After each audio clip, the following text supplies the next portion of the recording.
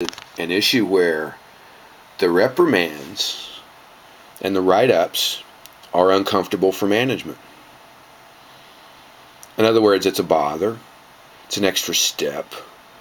It's not comfortable for anyone here. It's a pain. It's a bother. We got too many things to do than to do this.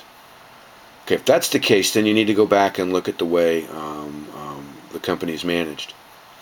You look at the management process there, because there's a gap.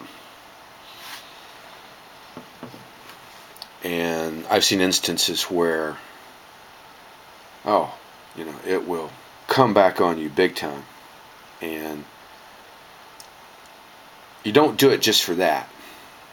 A lot of companies do it just for that, but you don't do it just for that, to cover your own bases when you're having a problem employee. Because realistically, you do it pointing out to someone that they're not up to standard, they're not doing the job appropriately, and what can you do to correct that?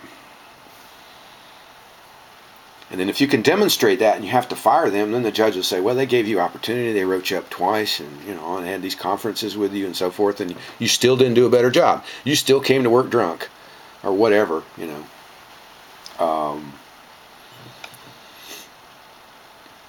Okay, so it's not just to cover the legal aspects, but it's also to build and develop staff. Because some people are slow, some people pick it up slowly, and again, if I go back to use that old, tired, worn-out expression, you don't want to throw out the baby with the bathwater, because you may end up firing or letting go of a really good employee that you just didn't give the right chance to.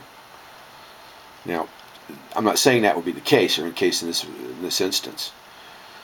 But those reasons alone are enough to do a more formal write-up. And plus, it's, I think, in your employee manual, no? Okay. So if it's in your manual, you better be doing it.